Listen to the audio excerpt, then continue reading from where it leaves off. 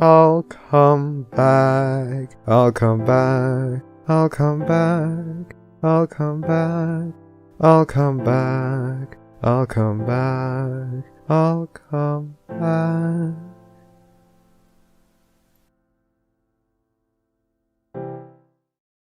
Halo 3 days, what you can do is you can take your Ethernet cable and kind of split it open, and you take your orange cord and you put it on a light switch. We started. Oh. We started. Oh yeah, there we go. All right. Fucking commercials. We all good, or are we waiting for the Yeah, commercial no, to end? Ready when you guys are. Okay. Hello, and welcome to the Barcast, where we bring the bar lower each and every week. Today we have Alex, Hello. Ravage, I am the Terminator. freshly squeezed cow juice, Okay, it says turkey milk, but good try. and our guest today is. Do you want to introduce yourself? Hi, everybody. My name is Eakin. Thanks to these guys for inviting me on, and I hope we have a good 2 hours. A good 2 hours. I don't know. I'm a skeleton man. I don't know what I'm saying. But let's start with some questions, huh? Sounds great. Fire away. Let's start off with, who are you, and what do you do for the fans? So again, my online name is Eakin. I was a fan fiction author, mostly 2012, 2013-ish. I'm probably best known for Hard Reset, and the whole Time Loop trilogy is probably what punched my ticket to join these guys today. Oh, that's you. Way to do the background reading. What? Can you guys hear me okay? Yeah, I heard you. I was just saying that was you, the one who wrote Hard Reset. I did. Back in January 2013, I think is when that went up. It's on my read later list. I keep seeing it. I like the art. That's high praise indeed. Well, I mean, it's only been like 6.5 years. I'm sure you'll get around to it. But I've also written a bunch of other things. I did a bunch of writing in the Optimal Verse, if you're familiar with Iceman's work on that. And Taste of the Good Life was another kind of a Scootaloo story that I wrote. I've mostly been fandom retired since early 2014, but I was happy to come back and relive the glory days with you guys. And what glory days they are. So, moving on, how did you get into MLP? So I discovered MLP after the first season had ended, but before the second season had began. Kind of that. I think that was sort of the fandom glory days. Everything was kind of new. Everything was available on YouTube, so I binged the whole first season. Read a whole bunch of other early fan fictions. Really enjoyed a bunch of them, and was like, "Hey, I'm okay at writing. I could probably try this." So I ripped off a Buffy episode for my first fan fiction on Femfic, and it kind of spiraled out of control from there. It was all downhill from there. So, I'm going to ask you, this next question is very controversial, man. Like, friendships have broken over this more than Mario Kart or Mario Party could ever do. All right? Are you ready for this? I think so. All right, brace yourself, man. Who is best pony? Oh god. So I'm only really familiar with the show through like season 5.5, so I've missed some of the later stuff. Probably still gonna say Twilight. She was always my favorite. You have chosen incorrectly.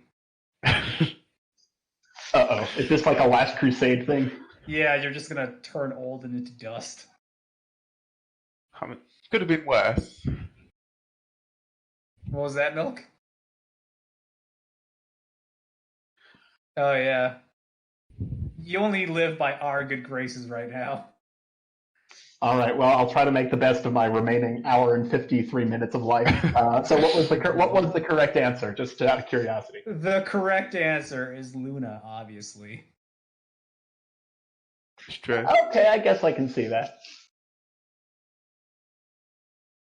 All right, now we're going to move on to guest questions. So the first one is from Hawthorne Bunny, and his first question is, if it's okay to ask, why did you stop writing MLP fics? So for me, writing the whole fan fiction scene was pretty much just an outlet for a lot of like energy and creativity that for a lot of things that were not going super great in my life at the time. The reason I put out so many stories, I'd say, in that sort of 2-year window is like it was just sort of a manic output of things that I wanted to get on the page, of things I wanted to pour energy into, and kind of get those dopamine hits from the new comments whenever you clicked refresh. I never expected it to blow up to the extent that it did, but I kind of stopped needing it in 2014. You know, things sort of looked up. I moved around a little bit. I finished grad school. And so it's kind of weird to think of pouring that much energy into this again, but I'm really glad I had it when I did. So unlike the rest of us, you went through upvote rehab. Yeah, I never thought that actually worked, but I guess it kept me around. Nice. All right. So Hawthorne, his next question is, what are your thoughts about Starlight Glimmer as a character? I'm pretty sure you don't know who that is because you admitted that you've only seen the early episodes. But if you're aware of her, what do you think about her? So I got up to about most of season 5, and I've seen selected episodes from season 6, and not very much beyond that. So I know that Starlight Glimmer kind of took over as protagonist after they ran out of character arc for Twilight. And I think she's a perfectly respectable replacement protagonist. I'm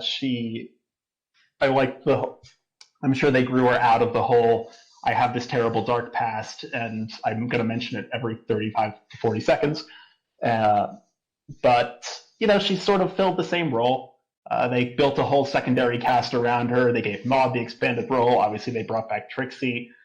So I'm sure that for the writers, that was a really exciting way to kind of hit reboot on the whole franchise without having to go to Gen 5 and everybody loses their jobs and gets fired. Yeah, she just showed up and was like the Green Ranger when I wanted Trixie to be the Green Ranger. Yeah, the Green Ranger is probably a good. I think it was more intentional to shift the focus over to her.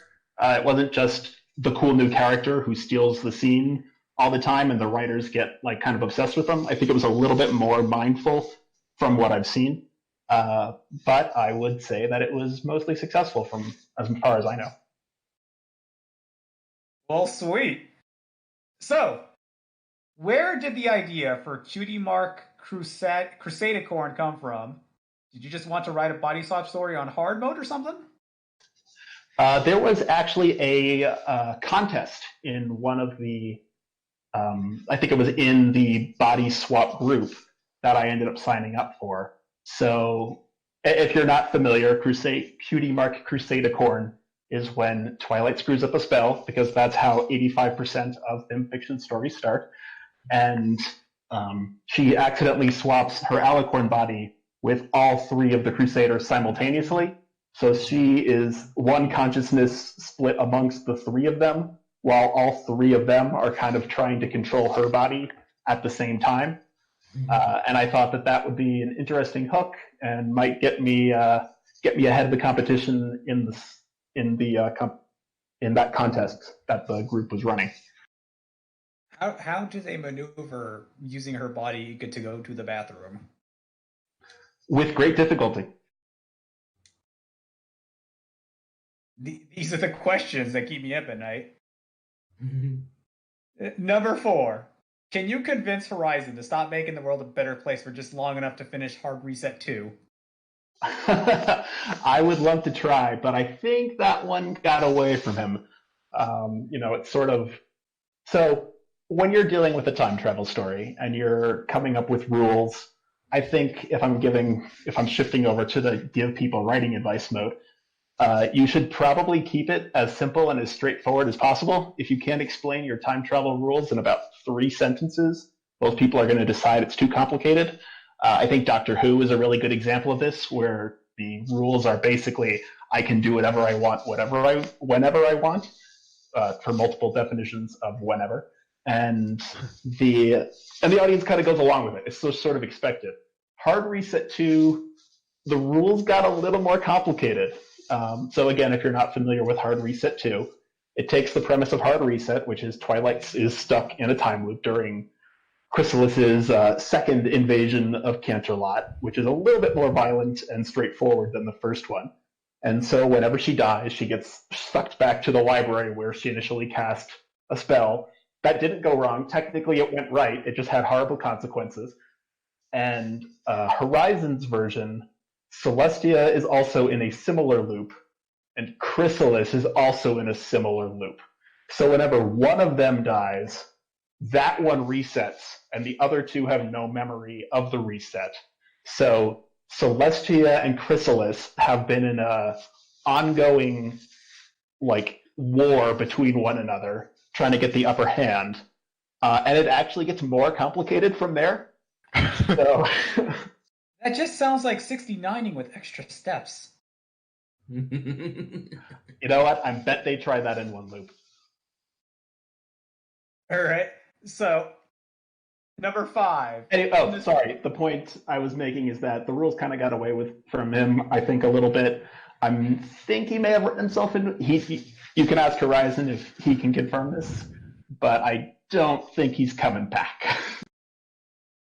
You know, I know one way you can make him come back. Add a subtitle to Hard Reset 2, and that subtitle is Electric Boogaloo. Oh, I have to write a competing Hard Reset 2 that runs alongside the original trilogy and the original trilogy's side stories that I've spiraled out of control. Make it more complicated. Right, I handled the whole getting more complicated problem by putting that in other stories that were alongside, so I'm actually totally guilty of the same thing.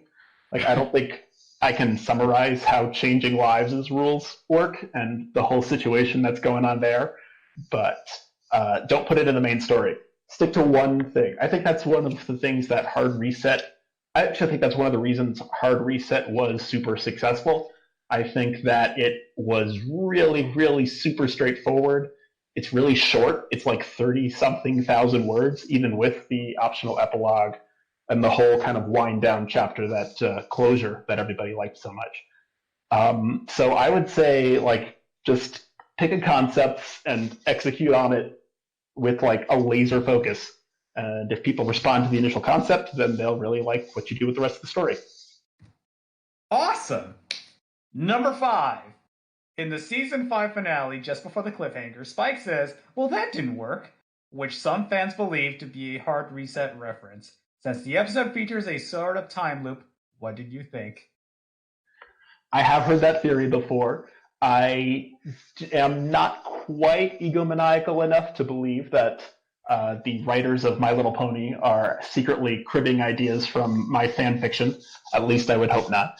So I'm going to say 10% chance it was a coincidence, 25% chance they've actually read the story, and the rest, the 65%, being, that phrase, whenever it was mentioned in a lot of discussions about the show, would sort of prompt people to be like, "Oh, it's a time loop. Oh my gosh, I'm stuck in a time loop again. Oh, we're going back to the beginning. Not again." I suspect that they sort of picked up on that meme a little bit, and they're like, "Oh, this is the thing the Bernies are doing. Why? Who knows? They're insane. But let's put it in the show." So the remaining part of that, I think, is a little subtle wink to the fans. I'm not sure they knew where it came from. I've heard that showrunners and writers are really not supposed to read fan fiction or other fan works because it raises legal problems or it creates complications for them. Yeah, oh my gosh, people will sue them for stealing the idea, which I don't think is. I'm not sure there's any actual legal basis for that, but I'm not a lawyer, so who knows? They might just say better safe than sorry. Well, thankfully, they're not stealing your ideas because they're too busy stealing mine. But enough about that. Flav, thank God you're here. You need to take the reins. Wait, what? Take the It's all on reins. fire, Flav. Let him Why- suffer. Don't take What the the, reins. what the hell did you guys do? Why is this on fire? Enigma did it.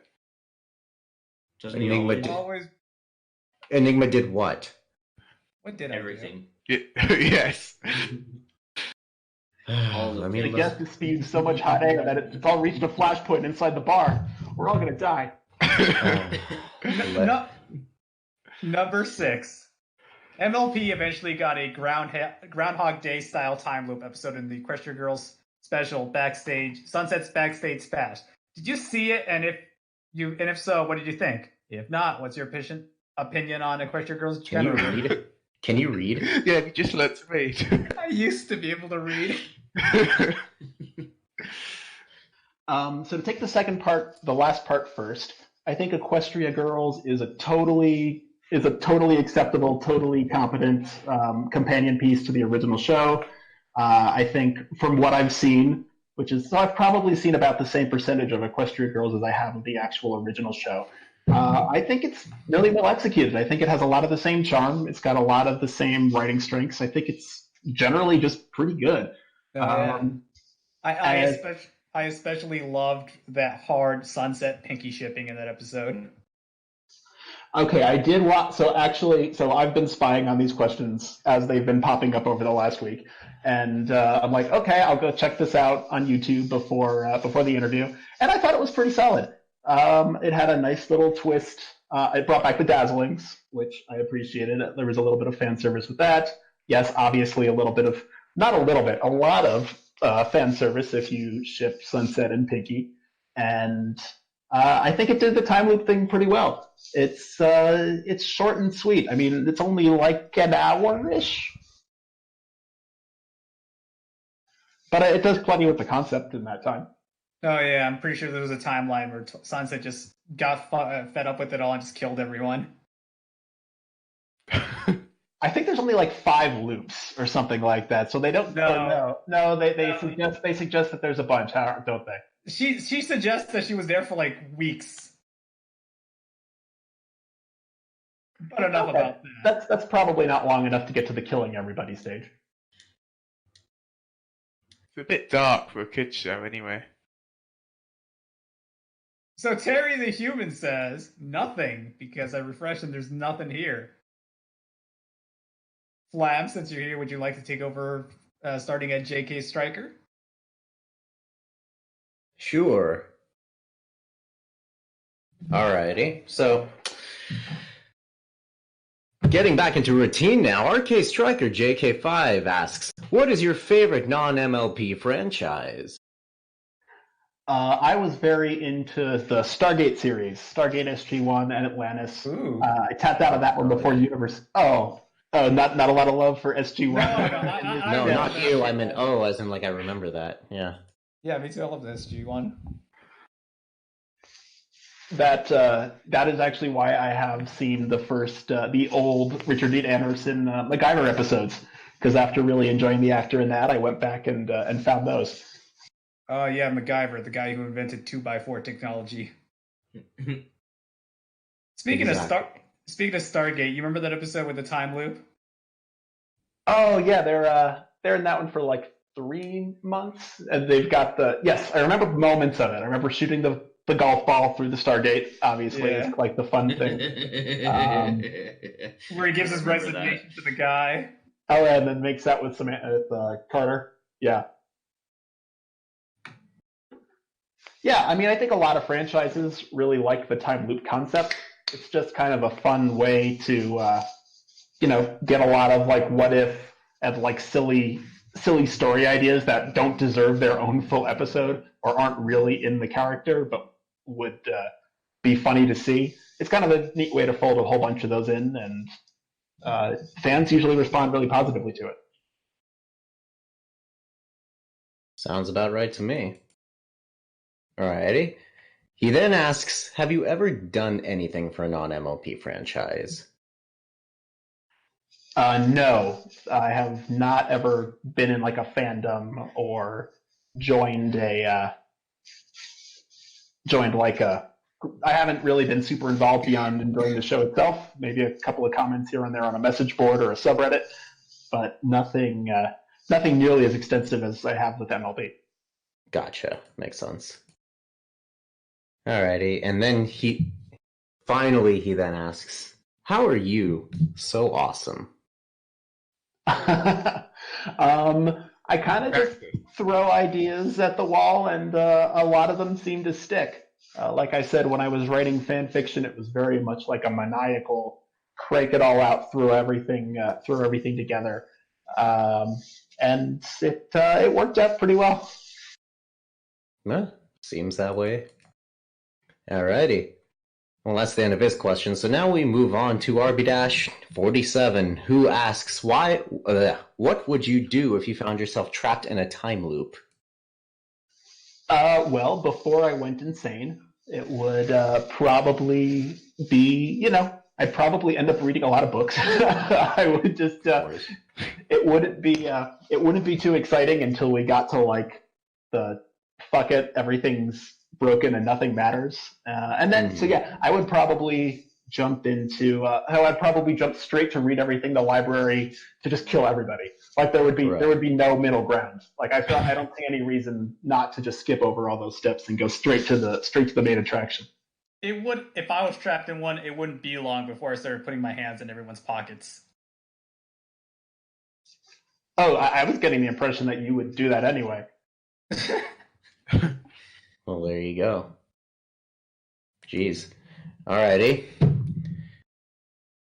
Oh, that's all he had to say. Well, alright then. Moose-tasm now asks, who got 200 thumbs and is asking questions? How many? What did I say? What? Okay. Who's got 2 thumbs? That's a way more. Okay. Apparently, I can't read. I can't read either today. All right, we're in the same boat, Enigma, which never happens ever. It's contagious. Run.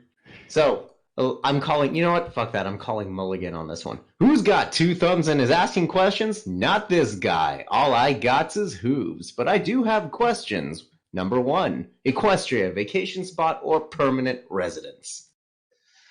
I'm going to say nice place to visit. Don't think I'd want to live there. It's a little bit insane. Yeah, I don't think they have indoor plumbing. Are you taking canon from my absolutely designated story? Well, I'm just mentioning the fact that every bathroom we've seen was an outhouse. But don't they have like steam pipes in that one episode where there's a spa? Yeah, for steam. Are you gonna piss? Do you piss in the steam pipes? Is that what you're telling me? I mean, once you decide, hey, we can pump gaseous water through a pipe, I don't feel like we can pump liquid water through a pipe should be too much more of a stretch. Makes sense to me. Alrighty. Number 2, cheeky timeline shenanigans. You must replace one piece of historical artwork to include paintings, statues, literature, videos, etc. with a piece of your own artwork. Your artwork will receive the same exposure as the original, including public showings, readings, school assignments, being read in church, etc. What do you replace with what, and how is history changed? So I'm going to say we're going to replace Machiavelli's The Prince, and we're going to go ahead and put in The Mayor Behind the Mayor, that other Royer Cantalot library story. Oh, and boy. I think that everybody gets rid of the 10th Bitcoin, or I guess the penny here, much earlier in history. The nickel. We only have nickels and up, no pennies. No pennies. No pennies. All right, no pennies it is. You can't even use pennies in vending machines, so what's the point of them? Sure. What do you mean? A lot of them have coin things. Of course you can fucking use pennies. I don't think that's true. I don't think they take pennies. Some only take quarters. Real? Oh, well, some only take quarters, sure.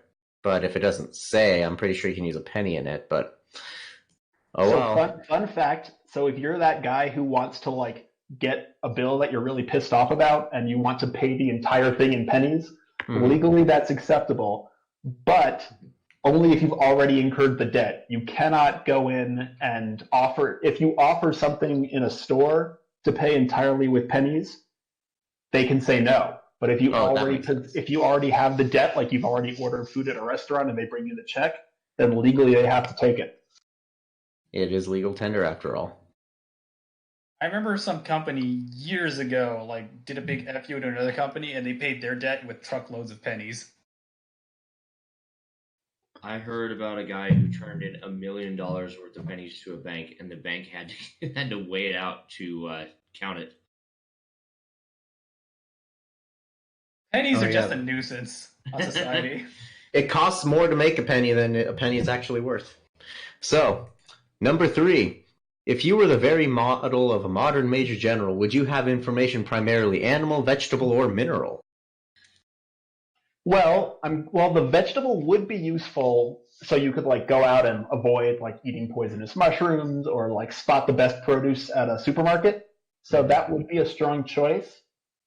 Mineral, I think, would be useful if you were like in geology. You could be one of those like oil petrochemical engineers who makes $1 trillion because they can find the next oil well.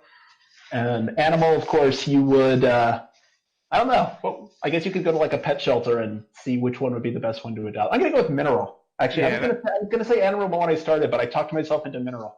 So obviously the Gilder and Solomon reference went over your head. Oh, no, I got that. But I took the question at face value.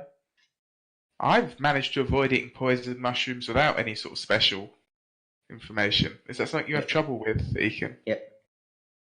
Okay, guys, you got me. That's the real reason I dropped out of the fandom. In 2014, I was in the bathroom. I found How to Walk in the Woods. I've actually been in a coma for the last 5 years.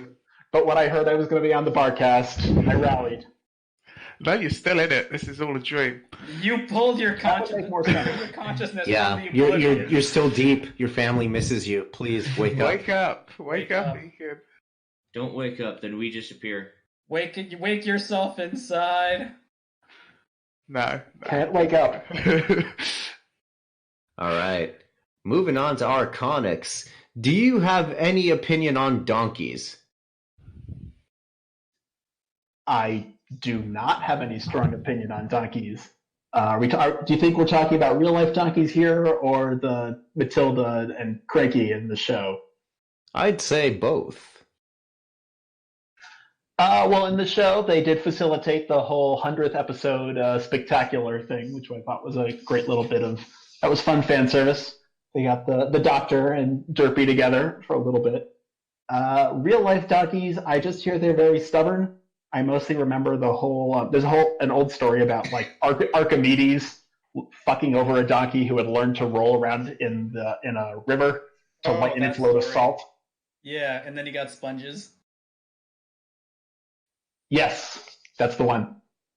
I know that story exactly. All right. I don't. What? What is this story? All right. All right. sure if you- So, Yeah, go ahead. You say it. so the setup is that Archimedes, brilliant ancient Greek philosopher, scientist, was brought a problem about a donkey who, while carting, they would mine salt and they would load it up onto the donkeys to be transported, and their path went across a river. And one of their donkeys learned that if he just flipped himself over and rolled around in the river, all of the salt would dissolve, and the donkey would have nothing to carry for the rest. So he was super happy. He had a light load for the rest of the time. So Archimedes' solution was to replace all the salt with sponges, so that which doesn't make a huge amount of sense because the sponges couldn't have weighed like 1% of whatever a load of rock salt weighed. But the donkey rolled around in the river anyway. The sponges absorb all the water, and the donkey is super miserable and learns not to do it. See, Sorry. So the weird thing is, I heard that same story, but it wasn't Archimedes. It was some old Mexican farmer. Huh.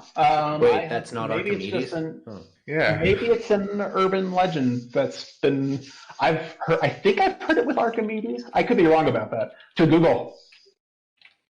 You're gonna ask Google about donkeys and sponges? Why? I'm sure there's been worse things that have been asked to Google Enigma. Very many worse things. Where my Yeah, dad? that cannot possibly be where Google draws the line. It's just like, you know what? This whole internet thing, we're done. It's cancel it. Yeah, cancel the internet.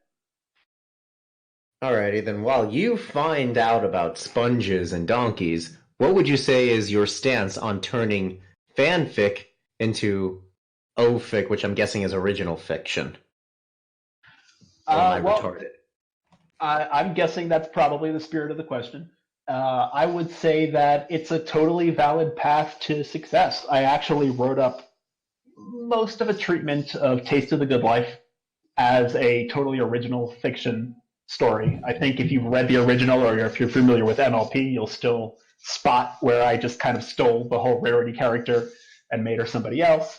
But it's totally doable. I also read recently, what was it called? Circe, by Madeline Miller, which is about a character from Greek mythology, the witch Circe, who appears in the Odyssey. But it's like a whole 400-page book about. So it was a salt vendor. This is generic salt vendor. I don't know where Archimedes came into this, but okay. Maybe Archimedes did some salt vending on the side. Yeah, or the salt vendor brought it to Archimedes as like the wise man. Right, and then he just stole the solution. See, this is just turning back into horses, because don't horses get drunk off salt? There you go. That was actually the real reason the donkey was being bribed by the horses downstream to spike the water, spike the river water, and then they would drink it. At the other end of the river, they've got a bunch of fucking moonshiner jugs just collecting the water. Just walk down the street. Hey, Mayor, want some blow or some lick? I mean, all right, guys, get on that. All you listeners out there, get on that. The Salt Vendor and His Donkey fan fiction. I wouldn't put it past him, especially if it comes to horses, because reminds me of that one post. I think it was on either Tumblr or 4chan or some weird place where some guy just went on a rant, a tirade against horses, calling them a shit animal, stupid as fuck, and just went into a 4-paragraph just rant about the shittiness of horses, and it was one of the greatest things I've ever seen. So, see if you can find that on your free time, audience. It's worth the read. All right, guys, anyway. But anyway, back to the original question. Recent book, Circe, good read. I think it hit the New York Times bestseller, and it's fan fiction. It's fan fiction of old Greek mythology. It takes a story that has one cameo appearance in one, I'm going to call it an episode of the whole Greek mythology canon, and it spins it out into a gigantic story that's pretty good and sold a whole ton of copies. So you can totally turn fan fiction into original fiction. I don't think the line is that. I think it's a blurry line between the two. Fucking. So sorry. Yes, no, I just got distracted by other guy's post in the chat when he says, "Hey Google, what's the best Caillou porn?" Oh God. What is the best Caillou porn? Nah. But to respond to your answer, yes, makes total sense. Oh fuck, that caught me off guard. I'm so sorry. Oh yes, Daddy. No, you're not doing that. I mean, what is like kaiju porn? No, Caillou, as in the cartoon Caillou. There's already kaiju porn. Oh, there's plenty of kaiju porn. Absolutely, we're talking about the cartoon Caillou. Fucking do you know that cartoon, Eakin?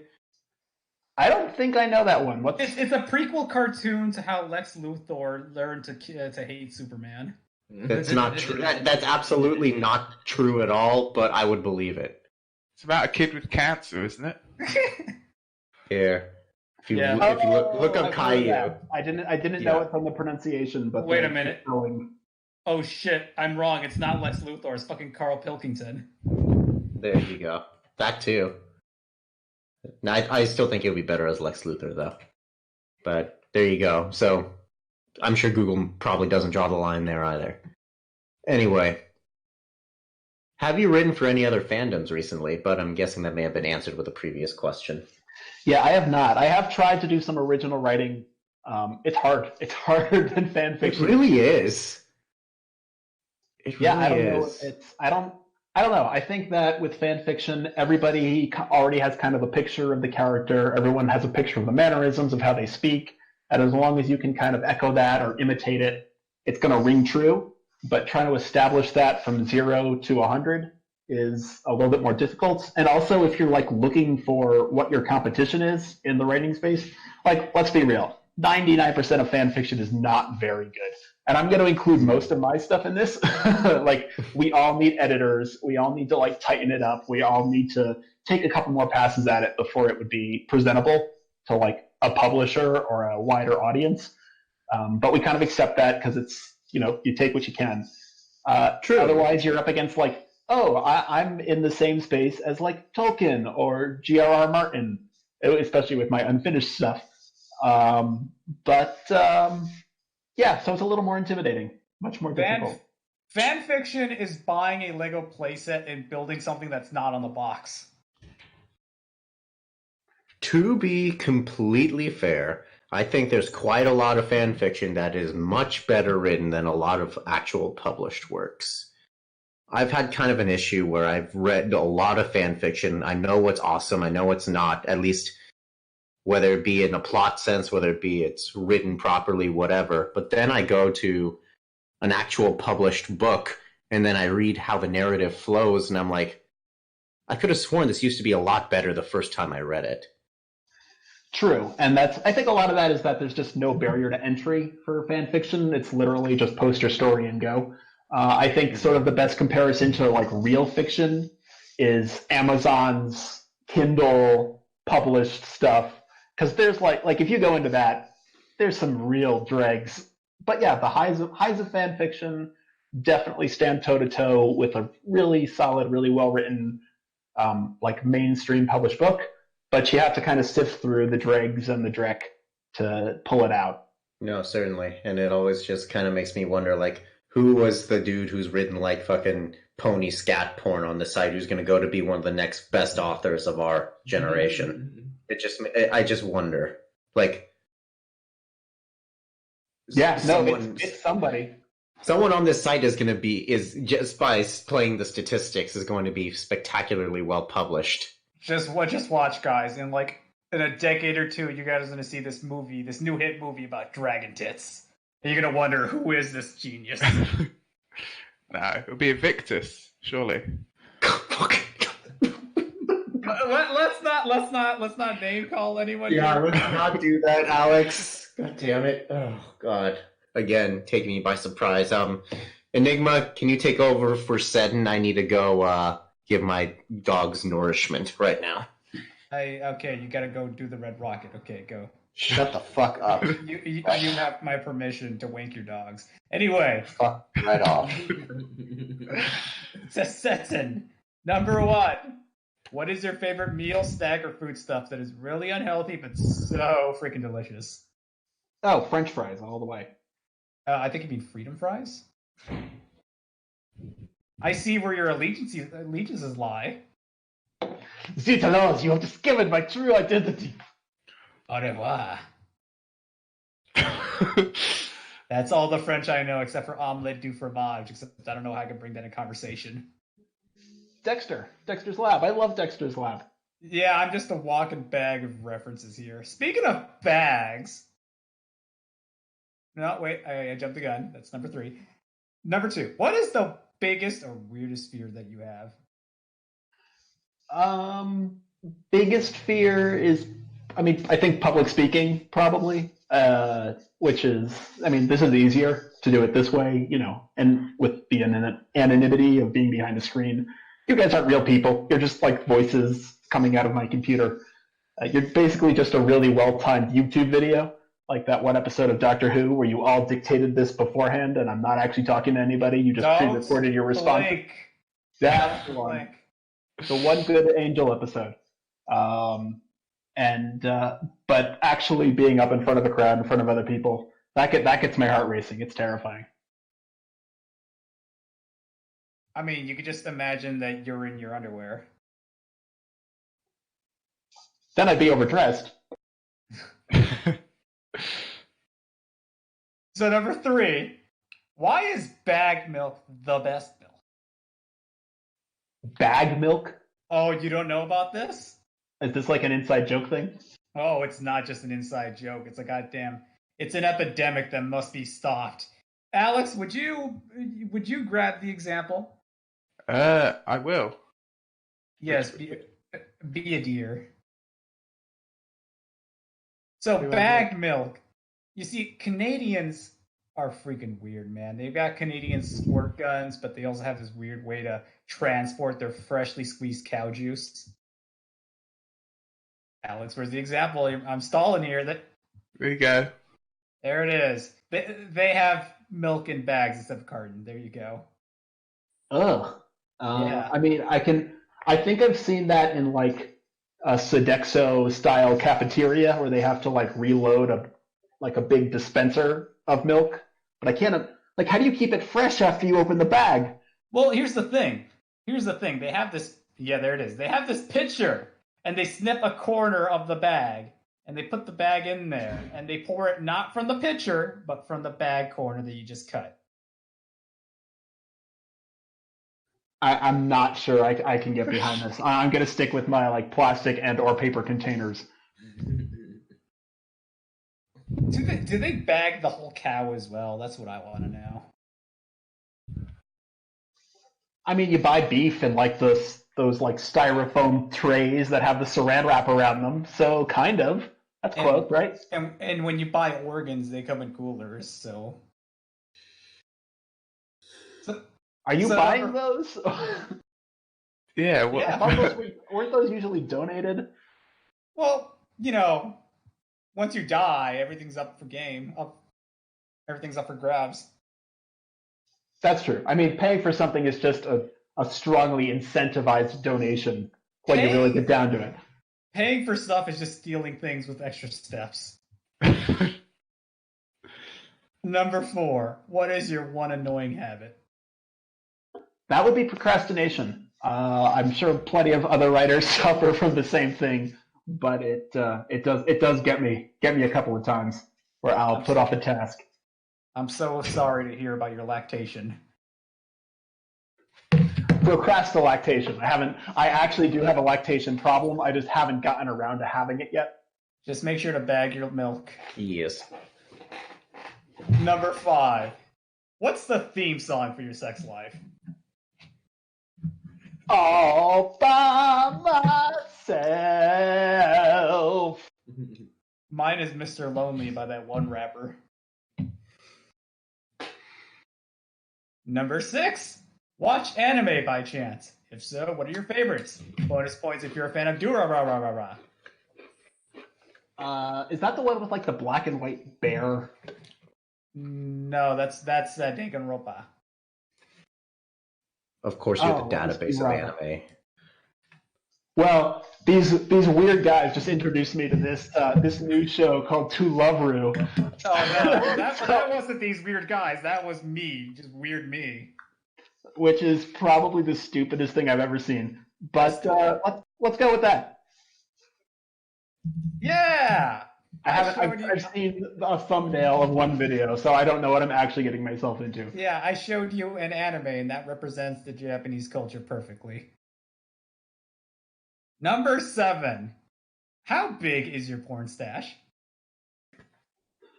Well, I don't have like a personal porn stash. Obviously, like most sane people, I use the internet. And the size of the internet is I know this. It's 16.3 zettabytes. So I challenge anybody to have a larger porn stash than 16.3 zettabytes. Isn't the internet like the weight of a strawberry? In terms of data, I think, yeah, if you bundled all the data together, I think it's like the strawberry or some shit like that. What I'm How do you getting from bundle this data? is that you own Pornhub. I do not own porno. I'm in like a communist style socialized porno consumption. All right, I said Pornhub. Too close. Too H-U-B, close. hub, not O. I wish I owned Pornhub. That'd be great. Oh, do I own Pornhub? Yes. Sure. Let's go with that. There you go. Perfect. All right. Number 8. Who is your waifu or husbando, and why are they shit? Note, they can be from any fandom. Oh gosh. Well, Twilight is best pony, not Luna. So I'll go with her. And she's shit because she has to constantly relearn all of the same lessons again and again, and has been gifted with vastly more authority than she's proved herself capable of handling. Well, I'll agree that she's shit, but, she shouldn't be anyone's waifu.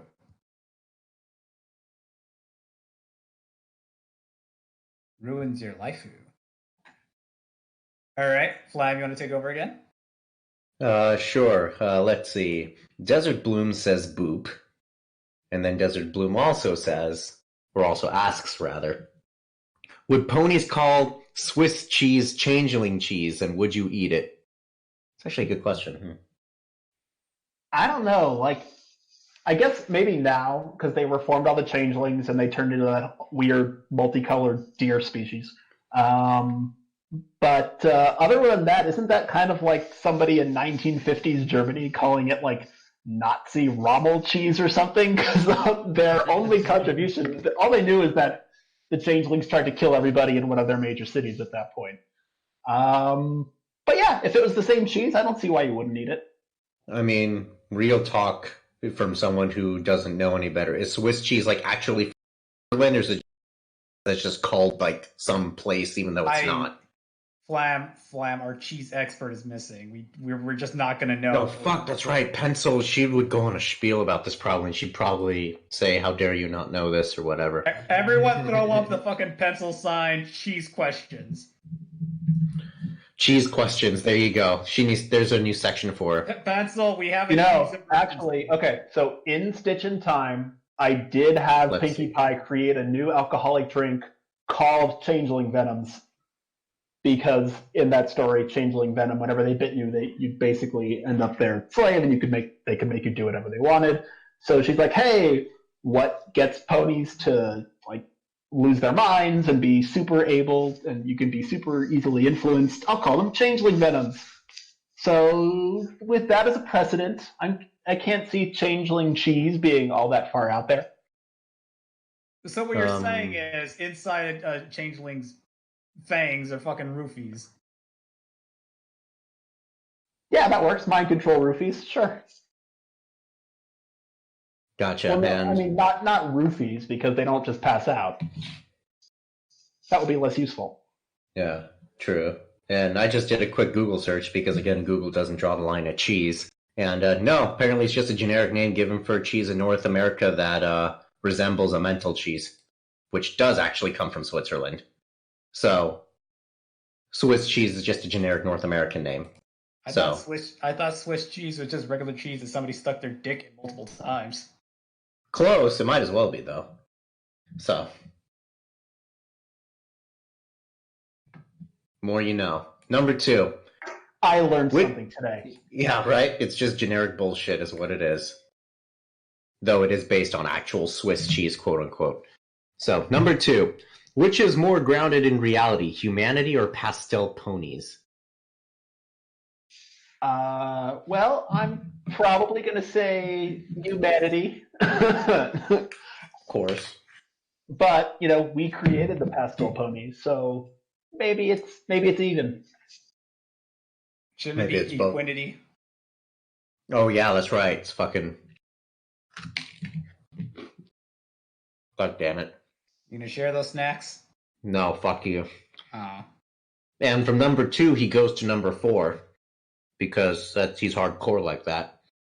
3 of the Barcasts have mysteriously passed on. Who do you resurrect? who do you leave for dead, and who would become the subject of science? Well, I only just met you guys, but I already know that science would have a lot of questions, to be honest. Remember, I've been getting all your references, and you've been getting mine. You and I have a bond here, man. All right, man. You're right. You're back. Welcome home. And I'll donate everybody else to science. All he's going to do is ask you to read his stories for eternity.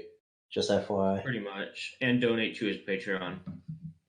For eternity. You know, I wish I had put together a Patreon. I think it was a new thing when I was writing it. It had just started to come up. Yeah, it's not that old, right? Yeah, like 2013. It was like everyone started doing it. Yeah, but I never considered myself that reliable, and I always kind of was. I wanted to be able to just go off on my own tangent if a plot idea came up. So I never got it together. Never put one together. There's that procrastination biting me in the ass. Otherwise, I'd have gotten a couple of $1,000 out of you suckers. My sentiments exactly. So that still leaves that who do you leave for dead, and who becomes who gets anally probed by scientists? Oh, I gave you all the science. Oh, the rest of us, we're just all. Yeah. You're resurrecting Enigma, and everyone else just gets anally probed. Got it. Okay. Well, you're all dead though, so you don't mind. I don't know, man. Anally probing. It's like It's a good wake up call for the dead. Yeah, that's nature's defibrillator. So it's just an alarm clock with extra steps. There you go. Yeah, actually, Mary Shelley's Frankenstein. Before the editor got his hand on it, it had a whole subplot where he just fucked the corpse anally. This is the R-rated podcast, right? Yeah, we could. Yo, no, totally is. You're fine. Just again, the usual just stuff. No naming names, no politics, that bullshit. But yeah, say whatever the. All our audience are children, aren't they? They might. 12. They're children. Y'all are gonna learn. Everyone, don't forget to take shots out of your sippy cups.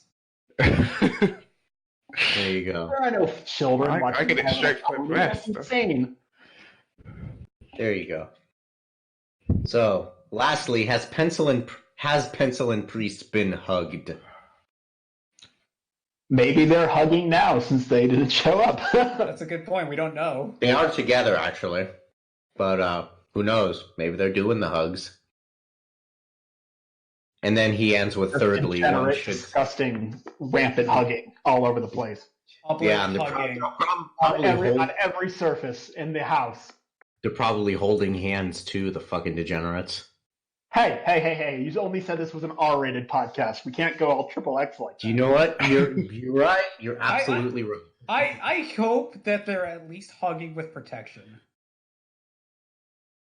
I hope Priest asks Pencil how her day was. I think you're going a little too far, man. Into degeneracy. You're right. Alrighty. So, thirdly, when should someone stop not being a brony? I think what he meant was when should someone stop being a brony?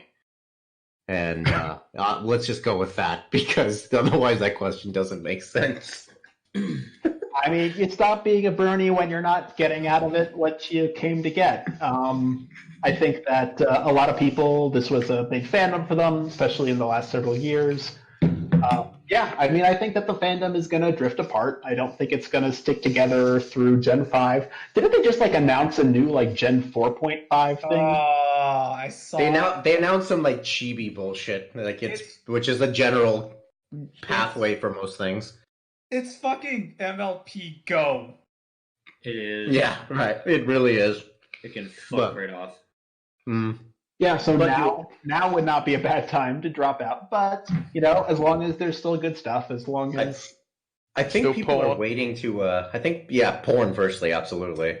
But that's just never going to stop. The heat death of the universe, the last thing that's going to happen before everything just sort of spreads out into universal equilibrium and nothing can happen is that somebody's going to post a drawing of two people fucking. Right. Of course. No, I think a lot of people are just waiting to see what Gen 5 is going to be about, and if the first episode just completely blows, then I think we're going to see a rapid drop. So that's so you're going to say hibernation. Yeah, I mean, since the end, we've gotten so much material to actually work with. So I think that's going to sustain the fandom at least for a little while longer. And I've asked a lot of my readers, putting out like a public thing, like what's going to happen to you, like, all right, how are you still watching the show? Do you even give a shit anymore? And a lot of people are like, no, I stopped watching at season 3. I don't give a fuck. I'm just reading what everyone is putting here. I'm just here for the wake material. Yeah, literally. A lot of people are here just for that.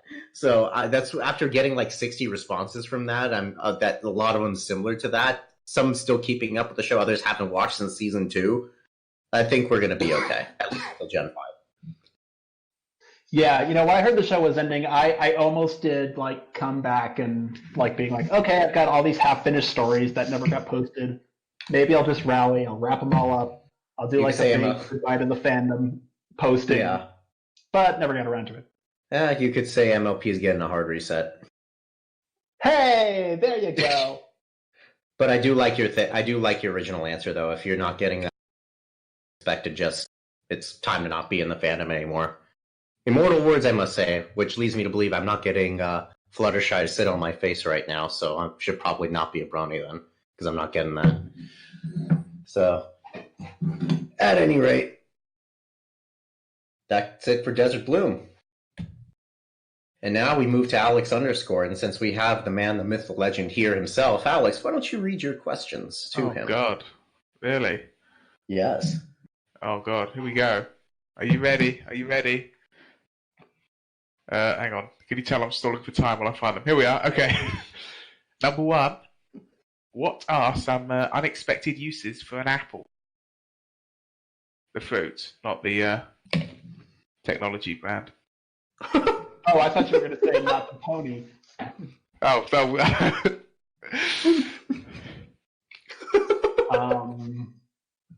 Unexpected uses. God, are apples acidic? No, apples are not acidic. I don't think. A bit. So you couldn't make like a potato alarm clock, like a potato battery out of them. Well, no, because they're not potatoes. It would be an apple battery, surely. But the same electrical setup where you like punch in a bunch of wires. Unexpected. God, that would be a good fanfic. The most Applejack has to come up with like the most ridiculous use for an apple. Why would that be a thing? I'm actually surprised that hasn't been a thing. I have had so many story ideas that I'm like, this must already be a thing, and I look for it as best I can, but like, how has there? So I have a half-written story idea, and sorry, okay. I don't. No, go ahead. If you don't mind a tangent. So I have a half-written story idea of Discord, like Applejack's having a really rough apple harvest year or whatever, and puts out, and Discord comes. It's like, here, I have this golden apple that has all this apple chaos magic in it that can totally help you if you think you're the right one to use it. And then they kind of discuss it, and Discord is like, hey, either Granny Smith, Applejack, or Apple Bloom, you have to choose which of these 3 should get the golden apple and is the best person for the farm. Because that should be a layup, right? Like, everyone's read Greek mythology. Sometimes. In between your donkey salt vendor reading it. The golden apple of Discord. Like, I don't think I've seen a story that centers around Discord using a golden apple. I saw one, but I never read it. You're thinking of Eris's golden apple, aren't you? Yeah, of course. Hence, you tempt the 3. And Twilight plays Paris, where she has to pick one of the 3. And she's like, no, I just want to study this cool chaos magic toy. And she leaves them all, and the apples fail, and their farm is forever destitute. But Twilight gets a cool science project. Worth it. Totally. You're still up, Alex. Yeah, no, is that question number 2? God, I'm not used to this. I don't want to accidentally cut anyone off. No, okay. Question number 2. Have you ever seen a rat fight a crow? Important question. I have not. However, a group of bats is not called a murder or as a group of crows is. So I'm going to give that one to the crow. So which means every time you see two crows, it's attempted murder. Yeah, Flam, I believe you're familiar on how to use a door. You know, show me that you know how to use it by getting out. Oh, I thought you were going to say smash your head into it multiple times or some shit. Like, you're up, Alex. Okay, and here we go. Number 3. Oh, this is an important question. How early is it acceptable to put up Christmas decorations? Seeing as it is the 23rd of November, you know? Yeah, I mean, from the malls and the radio songs that I've heard, I think that like November 1st on, you're basically in the clear. Like Thanksgiving is just a speed bump, people. You don't have to wait till Black Friday. Past the house yesterday, they still had his Halloween decorations up right next to a fucking Christmas decorated house. I have had Christmas wreaths on my door in July before. It's we were very lazy. So is it? Do you think it's time to? I feel like it's too early. The halls, buddy. I made the mistake of listening to a Christmas song the other day, and now I'm sort of in the mood. I'm trying to find sort of the earliest date I can do it without looking weird. Yeah, no, I think you're golden. Go for it. I'm going to do it, and I'm going to put, Eakin told me it was okay. Complained to. Yeah, no, spell that out in Christmas lights on the side of your house. Complaints to filmfiction.net / Complaints to Eakin at filmfiction.net. Excellent. And then finally, number 4, what's the worst thing that you've ever had in your mouth?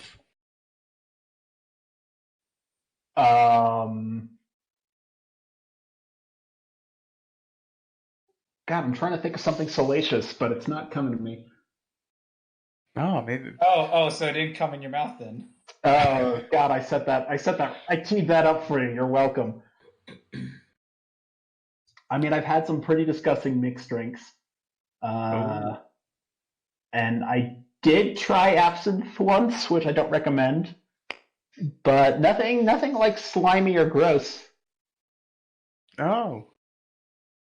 No, you're lucky. And then, no, that's it. That's my questions. Well, all right then. And it is halfway through, which means it is time for our shill. Our shill, and not a you, because we don't do double ads. Fucking bastards. So, hey, Milk. Yes. What's your opinion on horses? Yes. Yes, as in, yes, you can donate to an actual horse. His name is Little Bit, and he's a miniature horse, and he's fucking dank, which means that... Sorry, there's shit going on outside my door. At any rate, Alex, post the links, please.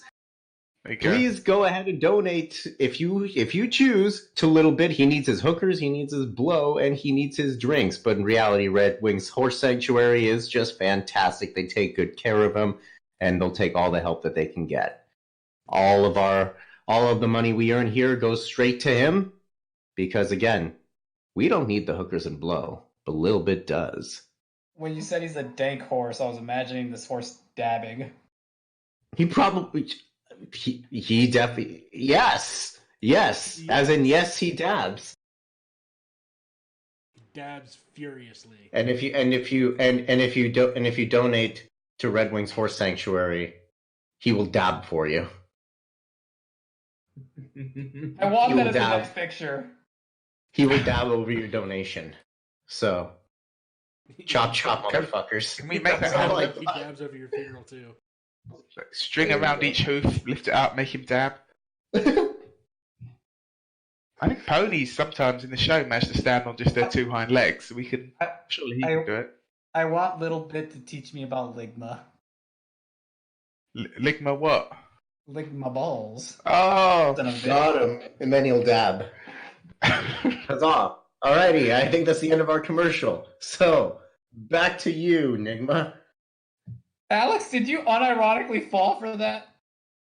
Yeah, no, I've never heard that before. That was hilarious and original.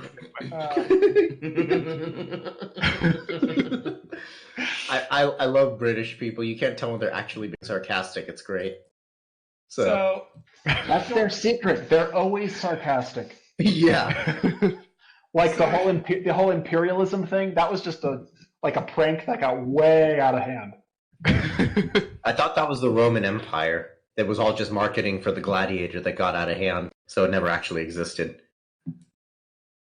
They're very forward looking at them. So Short Skirts and Explosion asks, what doth life? Oh man, what dothn't it?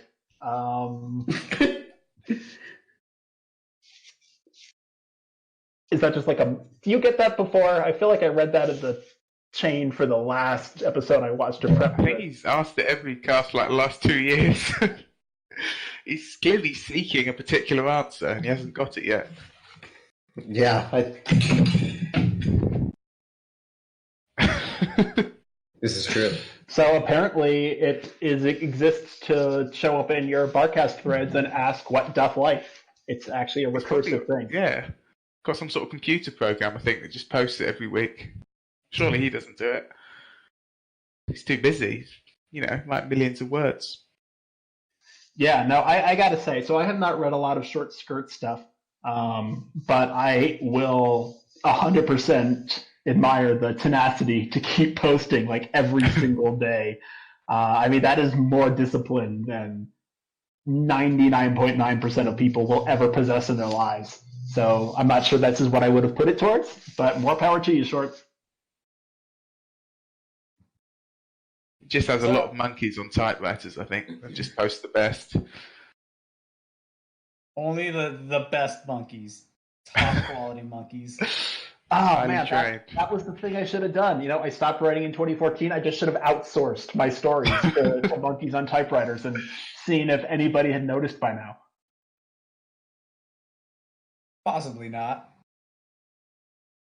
So the other guy, he asked, how does this make you feel? A little confused.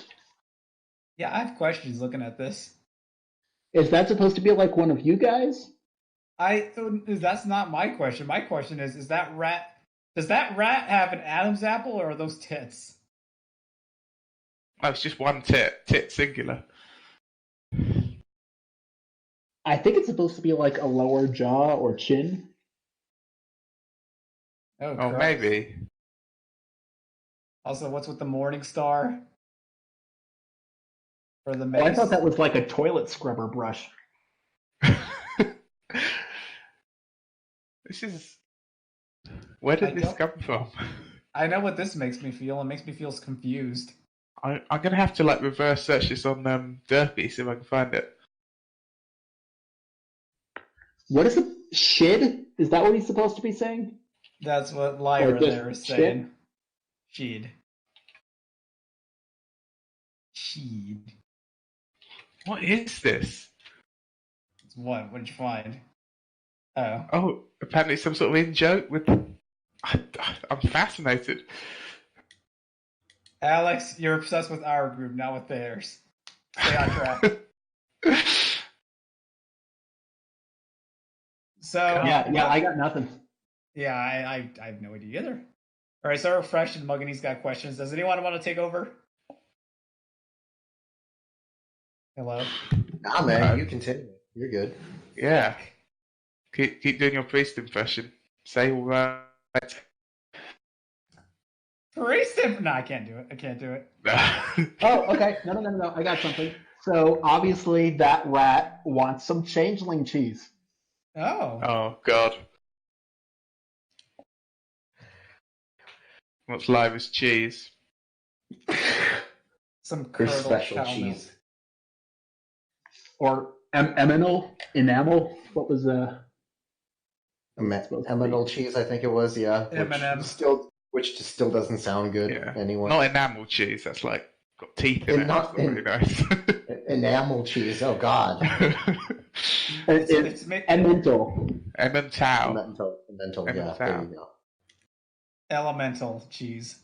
That's it. Read the next The question. Fire Cheese Nation attack. I'll pick up after Mugany, don't worry. All right. So number 1 for Mugany. How do you sleep at night? Pretty comfortably. I don't feel any particular guilt about ditching you guys in the fandom with some incomplete stories. So sorry if you were hoping to hear otherwise. Beautiful. Number 2. How many peepees do you have to eat to end world hunger? What? Well, that's a trick question. I mean, Only if you're eating all of them, you're actually just making world hunger worse because you're depriving everybody else of the PP food supply. See, there's more to this. He says that's a trick question. Only yours, of course. I'm sure you already knew the answer.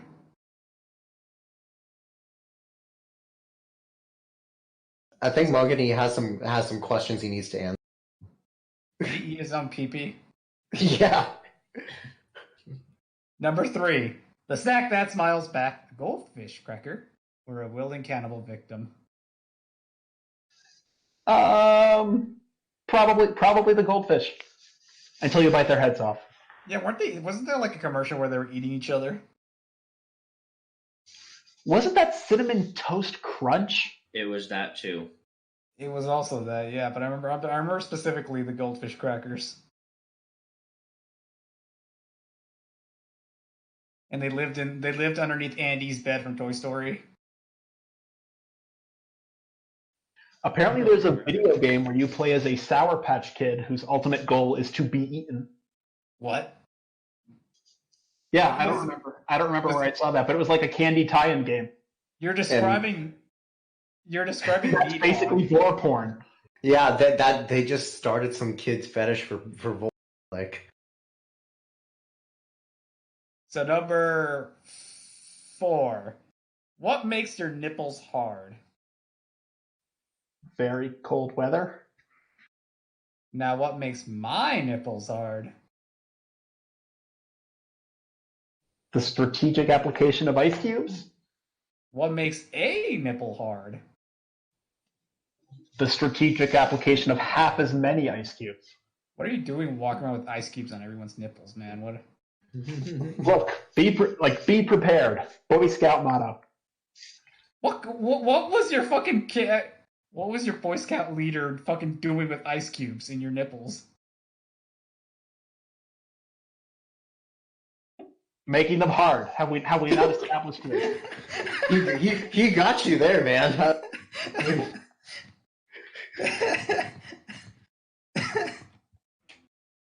This is number 7. This is another rip nipple related question. I'm glad we haven't exhausted the topic. Number 8. How your day? My day good. Thanks for asking. All right then. We move on to Esau, who asks, "What was your reaction while watching Edge of Tomorrow? Were you forcibly removed from the theater, or did you just hold it in and explode later?" Oh, I actually really like Edge of Tomorrow. I would definitely recommend it. It's a solid 8 out of 10 science fiction movie. If you go to some of my old blog posts, I did write up, on the weekend it came out, I did write up a review of it as a hard reset movie adaptation. The similarities are definitely there, but it's a good film. I remember right. I saw that movie in theaters. Was Emily Blunt the lead actress in that? I might be wrong here. Emily Blunt and Tom Cruise, yeah. Oh, so it was Emily Blunt. It's fucking Tempest Shadow. Yes. Okay. Yeah, I looked at that. You're Was right. her. Oh my god. Holy shit! It all makes sense. You've cracked the case. Everything's come full circle. Definitely. You can't open up your eyes if you keep rewinding time. Shut up. Yeah, I mean, I like time loops, man. That's why I wrote Hard Reset. I'm not going to bitch about a mainstream science fiction movie that prominently features time loops and Tom Cruise being killed in like 50 terrible ways. Seriously. It wasn't a bad movie, honestly, I have to say. I liked it. Worked out pretty well. All I was right. not crazy about the third act where he like lost the powers and then he had to just kind of like blow up the alien hive mother queen thing. I just thought that was kind of like we didn't know how to end a time loop movie or add stakes, so we Right. just totally revised the So- premise. So what you're saying is it ends with Tom Cruise blowing their mother. It does, and their mother is a giant brain. So it's also kind of a Metroid thing. And you're right. It was kind of like Mother Brain, but Mother Brain was cool. I don't know, man. I don't All right. remember her doing that much. Yeah. I keep thinking of the Until cat. Other I M. mean, if you go through the And games, yeah. nothing in Mother- that game was cool. Hey, the original Metro was fucking fantastic. No, Other you- M. Oh yeah. Let's not talk about. We don't talk about The other M. baby. We just call that like it's a bridge over the Rhine. We just call it a bridge between Super Metroid and Fusion. That's all it is. So, but yeah, Mother Brain actually has a lot of personality in them. Everything, so highly recommend it. Anyway, now we move on to the Vylon questions. Hey, Milk. Do the Vylon jingle. Do Yes. the violin Do jingle. the Vylon jingle. Do the dance as well. Do the Make sure you Vylon. push to talk. You don't want to miss in this.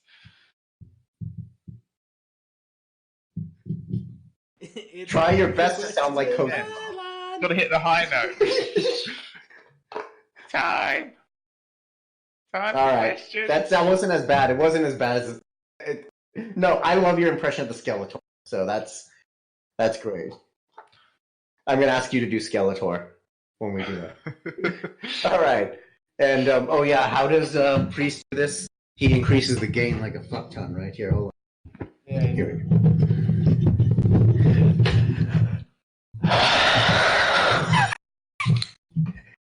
How are you today? Holy shit, what the fuck? Back away, sir. I do not have any candy for you or children. Stay away from my personal space. Good. And that's the end of the Vylon questions. Awesome. All right. Moving on. Vylon, Yeah, thanks, Vylon. you enriched our day. Yes, rip in peace.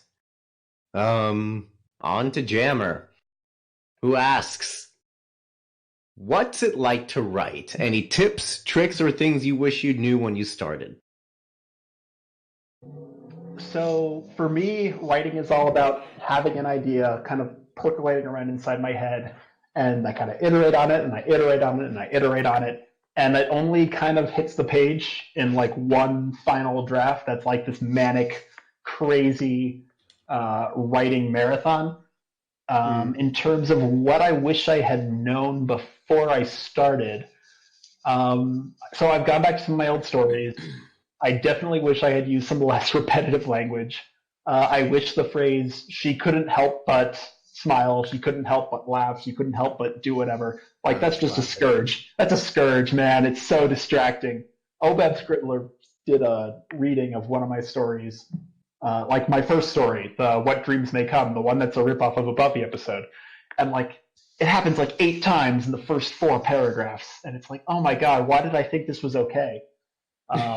But so I kind of try to look on the bright side and be like, I look back on my old stories and I'm like, hey, these were really bad. But the fact that I know that means that I must have improved since then. Yes. Also, in terms of fan fiction, I don't really like stories that just make references to events from the show, like in ham-fisted ways. I kind of like she hadn't felt this competitive with Rainbow Dash since the running of the leaves last fall. It's like, oh, okay, we get it. Like, we've all seen that episode, and you're trying to like reference it to make it more familiar. But like, if you're gonna write fan fiction, I think like try to take it in a little bit of a new direction. Try to just expand on the world. Like, don't go back to the well. And God, a time I was also really, really guilty of that. So hopefully very few of you have read Dual Nature, which is kind of my like action adventure story that came before Hard Reset. And I kind of review think of that as a way to get out a lot of my bad habits and practice them. Like, God, I made so many references to like third-party things and like quotes from other things. It's like I really rode the line there between plagiarism and reference. Yeah, that And means you're it did not, smart. and the story did not improve for it.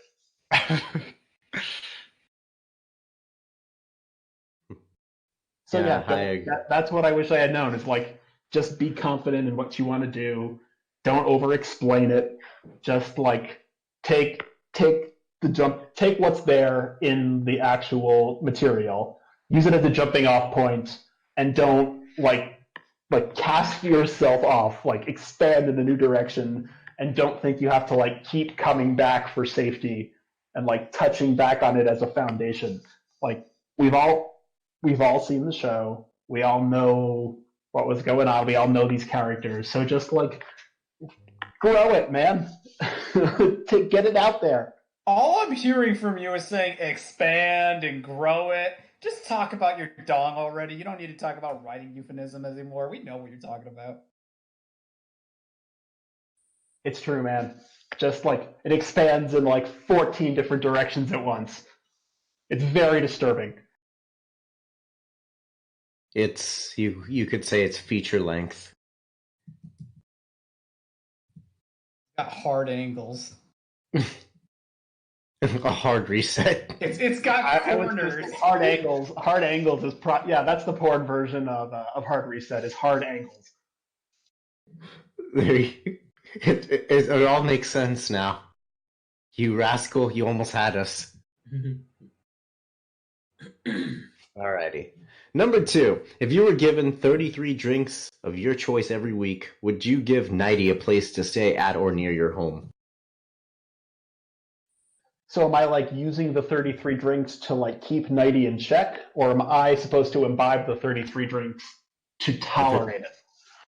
I think the 33 drinks would be used at your discretion. I have never met Nighty. I've read I think a couple of his stories, but that was a very long time ago. So yeah, sure. How bad could it be? Do you only know Nighty for his storytelling? Has he? I don't think he's written any stories. No, he's the moderator, right? Like the head mod. Yeah. Didn't he have some stories? Did he? Did he actually have stories? I don't remember this. I don't remember any. Yeah, he has 0 stories. But... Maybe maybe I'm confusing him with some other old fandom writer. I think he has one about Gabby. I know. No, he has no stories posted unless he wrote them before and then he deleted them. I'm probably wrong about that. I'm probably confusing him with someone else. I mean, I think the only mods that I knew who had stories were like Obsolescence when he was still there, and Oh yeah, no, Obs and I co-wrote a story. The Skin Horse. The Skin Horse. Yeah, it's under his user profile, so I don't have any link to it anywhere. I think I may have posted a blog about it.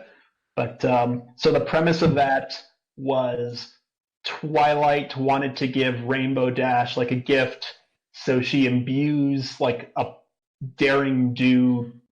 I think we called it a mannequin, like a life-sized full doll kind of thing, as a like copy of Daring Do, so that they could like meet. But this was before Daring Do was like an actual canon person. Right. Yeah, and it ends horribly. Things take a turn for fan fiction. Skin Horse in and of itself sounds like a horror, to be honest. Yeah, I think that was also the name of Skyrider's webcomic that became the inspiration for Hard Reset. So see, we're bringing it full circle. Jesus. Next thing you're going to say is Half-Life 3 is confirmed. Have you not been following the news about the VR Half-Life? Of course, everyone wants Half-Life 3, but now we're getting like at what, Half-Life Pro, I think, with a VR one. Because it's not actually Half-Life 3, is it? Half-Life 2.5. I think it counts. I think it's as close as we're ever going to get. True. It just seems hilariously bad that Half-Life 3 has been teased and like promised forever, or even really nothing. They expect it to come out, and then it's just like Oh no, Yeah. here's Half-Life in VR, and it's fucking prequel.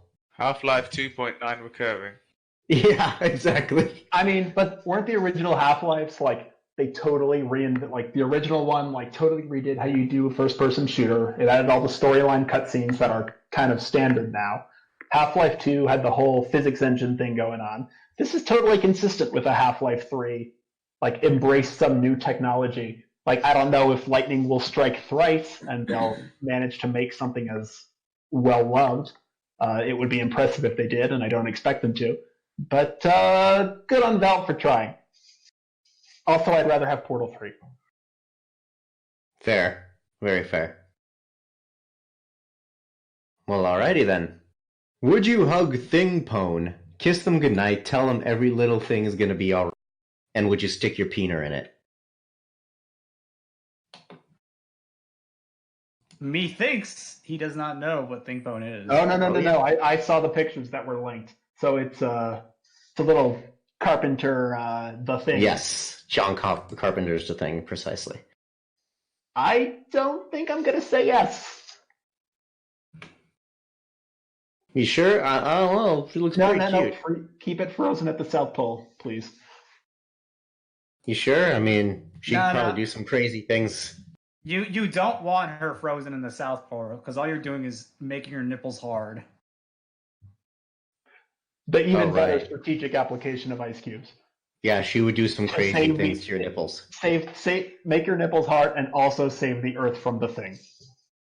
Right. So you clearly wouldn't stick your peener in it, but you wouldn't hug them or kiss them goodnight or tell them every little thing's gonna be alright. Maybe the last one from like behind multiple levels of containment. But if I'm remembering that movie right, once that thing touches you and starts assimilating you, you are not in a good way. Right. It's Fair enough. It's a super advanced form of AIDS.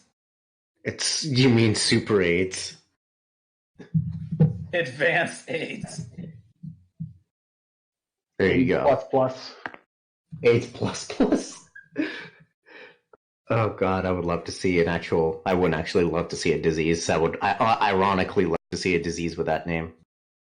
So, number 4. Has the disappointment kicked in yet?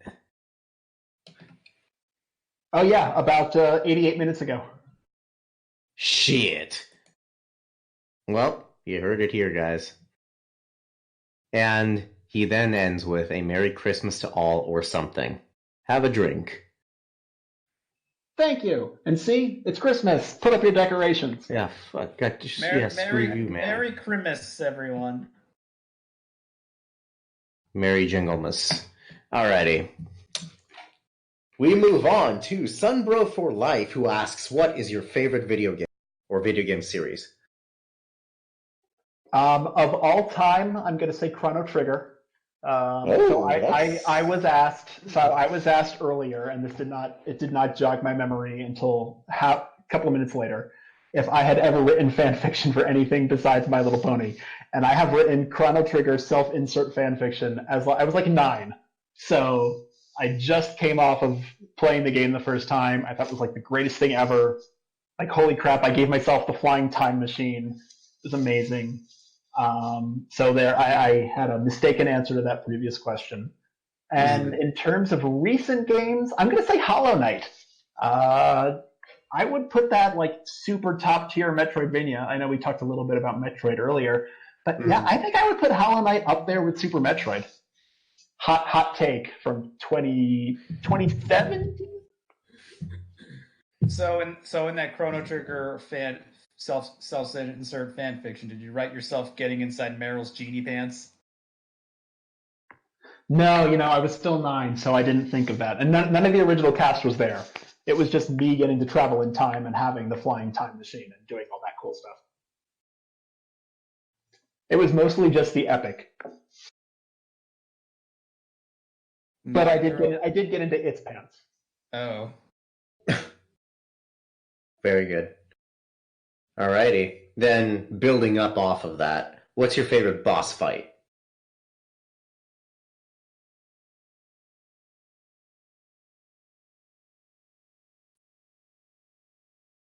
Thinking.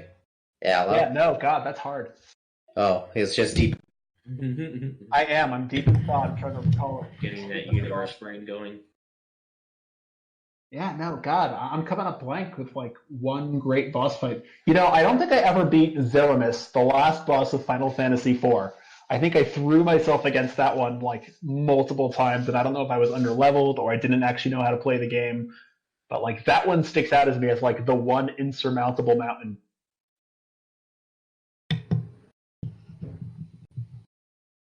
I'm sorry about that. Can you repeat that again? My fucking speakers cut out for a second. We heard him just fine. Yeah, the Yeah, last boss of Final speakers, Fantasy my IV speakers cut out. as like a That's what I'm challenge. Like it was just a okay. huge spike.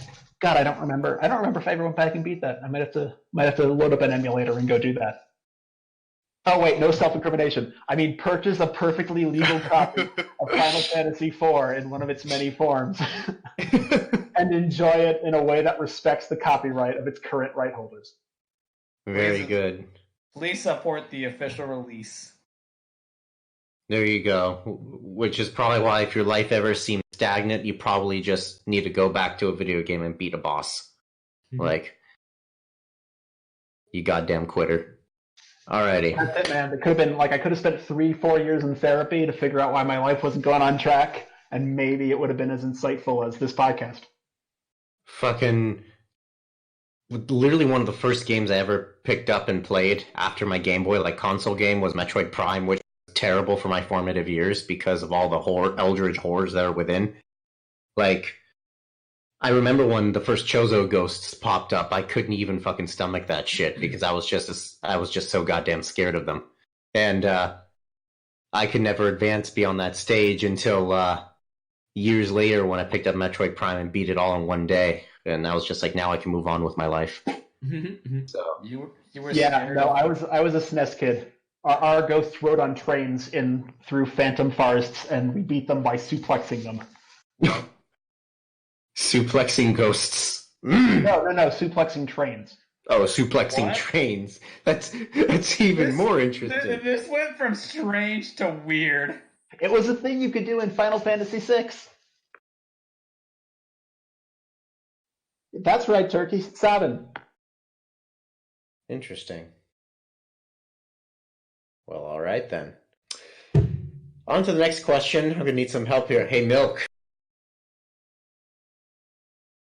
No, do Umbro Skeletor. Boy. Yes, we are. Oh god, here we go. Have you accepted Skeletor, the master of the universe, into your heart? I know, I love it. I have not.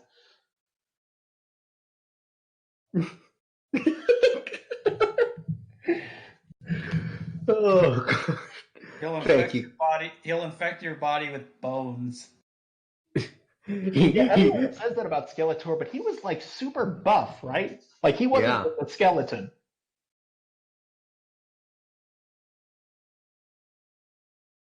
What if one of the ladies fell in love with him and undressed him? It's literally just giant bones. Like, it's literally just bone pecs and bone abs. Like, I've got a bone to pick with him. This guy drinks his milk. He's got all the... Yeah, he really drinks his milk. You are in Tiny Horse Hamlet. What business do you start? So probably lingerie and refrigerators from the Time Loop trilogy. Yeah, it seemed like a really good combination of goods that go together. Lingerie and refrigerators. Yes, you can keep the lingerie inside the fridge, and when they put it on, the coldness will make their nipples hard. Oh, the fridge inside the lingerie. That's a very specific fetish. Actually, It's no, literally- you got a point. It's literally just it's literally just sexy fridges then. Yeah. I'm gonna look that up. I'm gonna look up sexy fridges. You don't put random words into Google if you know what's good for you, especially if safe search is off. You know not what eldritch horrors you're gonna unlock. Too late. So you guys know more about the later seasons than I do. Did they ever help bring back that whole gag? Like Quills and Sofas, I think was the No, one. you see it in the background every now and then, but it never actually got much use out of it. Also, That's here's the the result thing. of sexy fridges. Alright, what? That's way more safer work than I was expecting you to come up with. Yeah, that's... I could have been a lot worse, but I'm still intrigued that this exists. And I still love that there's an F right there. For respect, obviously. For Freon, he's older than he looks, and that's what he still uses. Right. F is for free on do stuff together. Alrighty. And finally, do you even praise bro? So I have never gotten into the Dark Souls series. It was a Huzzah, little- not man of culture. No, I could never get past the control scheme really. My computer doesn't run it super well, or I think like the original version was just like super buggy on PC, and I kind of just never went back to it. Oh, okay, that is terrifying. Oh god. That's the fridge from fucking Rick and Morty. Yeah. Oh, Jesus. Oh, I thought it was a Dark Souls boss just to stay confident. Yeah. I believe both. Atop Sen's fortress lies the guardian of the kitchen. I mean, to be fair, I wonder how much of Dark Souls getting as big as it did was actually because it was a bunch of great games versus just the memes. Well, Demon Souls never really kicked in, or never really caught on. So I don't know if it was just the style of games. I think it's just a really good way to do. It's kind of an evolution of the Metroidvania genre, right? Like the Metroidvania, yes, Metroid Prime was amazing, but there are not a lot of really good 3D Metroidvanias. They're mostly consigned to 2D indie kind of titles at this point. Dark Souls, I would kind of think, is sort of like it doesn't have movement abilities unlocking previously unexplored areas, and you have to backtrack. But it's kind of like I kind of think it's the same like progression within an action adventure setting. So maybe that's part of why it caught on. Like it was an evolution of the genre, but or maybe it was the memes. Or some combination of the two, most likely. But no, it makes sense what you said, yeah. Hold on 1 second. Enigma, take the next set of questions, please. Oh, hey, the FBI. Yeah. Yeah, I opened Very up. polite for them. It wasn't the sort of an FBI open up. It was like a knock, knock, knock. Oh, No, it's the Fluttershy And yes, the FBI. Yeah. Yes, it was the FBI. Give me some pizza. They had some leftover from a sting across the. So we're good. how nice of them. Indeed. Must be a Canadian branch. So, question from Latreus is: would you hug a bat pony? If they promise not to bite. They'll give you Where's the the fun in rabies. that? Oh, good point. Okay, revising my answer. If they promise to bite. Oh, Well, I mean, they're bat ponies, which means they're good at the suck. With 2 C's. they're gonna have rabies. You guys know this, right? They are vaccinated in the glorious land of Equestria. I already hate water, so it's fine. By the way, I love how you referenced hydrophobia right there. So Thank fuck you. you for that. So fuck you for that, you old yeller fucking bastard. I love how you reference hydrophobia and your fear of taking a shower. There you go. Would you hug an original changeling? I'm gonna say no. But they have a lot of sharp-looking appendages, which I don't think would end well, and I'd probably end up in a cocoon as lunch. Yeah, The bat pony, I think, is a much safer choice. remember, their teeth are filled with roofies. Yeah, magical mind control roofies. That might have just been Chrysalis. I don't think I gave that to all the changelings. I wouldn't make it too easy for them. Would you hug Ocellus? I don't think you know who that is. Yeah, who's Ocellus? Ocellus is, you know, the Young Six, right? Or I have some Vaguely. idea, maybe. I have not Yeah. actually seen any episodes. Oh, He's the gay moose of the bunch. The gay deer of the bunch, yeah. You know her well. She's finally back to kill. Oh, the little aquamarine blue Yes. changeling from the school. Yes. Yeah, sure, they seem redeemed. And nobody ever goes back on the redemption in MLP. That's once you get over your thing, you're just a friend. Once you get over your addiction to crack cocaine, you're done. Yeah, hey, one day at a time. Yeah, let's take it slow here, man. Like, Would you hug a moth pone? Did that become a thing on the show? No. Yeah, it sounds fluffy. Sure. I don't know. I'm okay. Like, you know how like moths can like flap their wings really fucking fast? Like you hug them and their wings just going smacking you across the face. are you trying to... What? That sounds more like a bumblebee thing. Like, okay, would we hug a bumblebee pony? That's right. So I'm taking over the questions. Would you hug a Fuda Twilight Sparkle? Oh, that's also one of the questions. I mean, I would hug a guy, so it wouldn't be that weird. How erect are we talking here? Rigid. Solid. Like solid snake, literally. Dense. I could go for like a side hug. It's a weapon to surpass Metal Gear.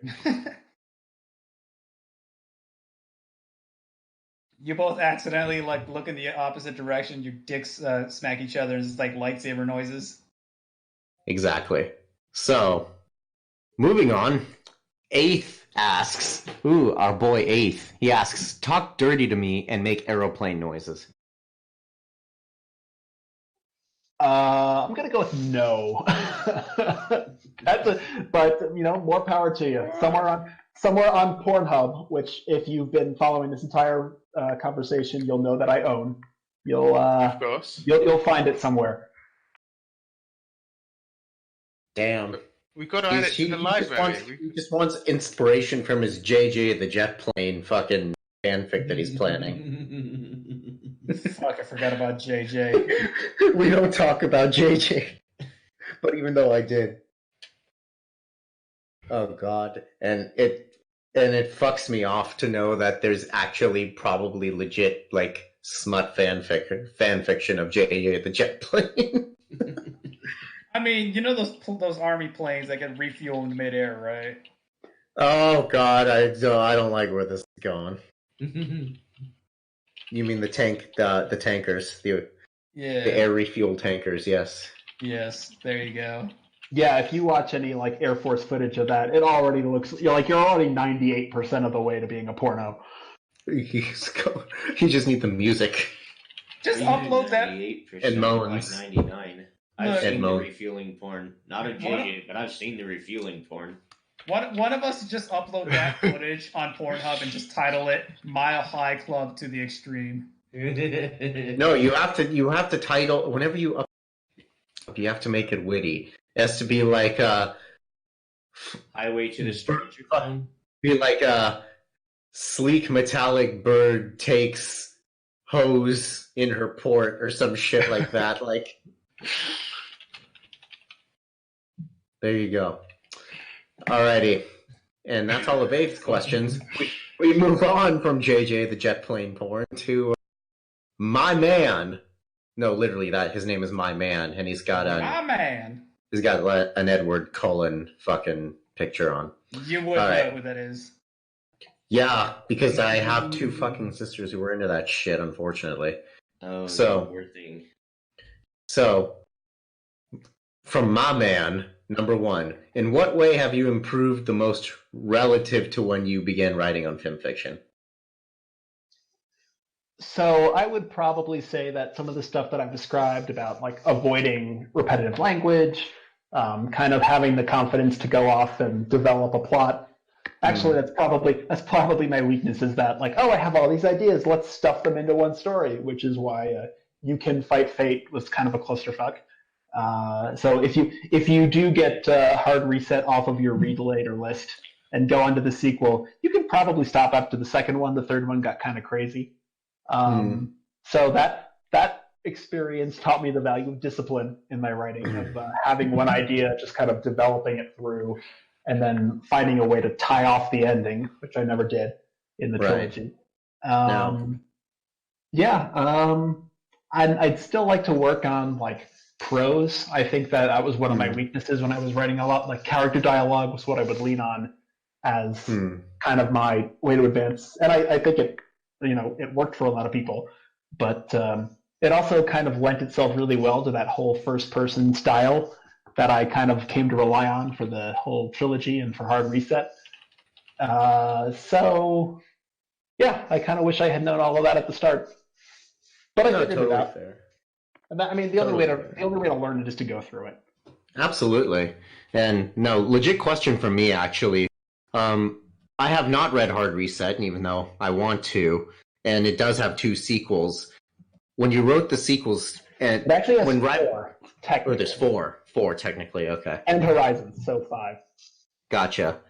When you were writing Hard Reset, did you already have the sequels in mind, or did you end it in such an open-ended way where after a while you're like, you know what, I can actually continue this? Like, did you fall into like a sequel trap, or did you actually have this in mind when you were writing? Just legit curious.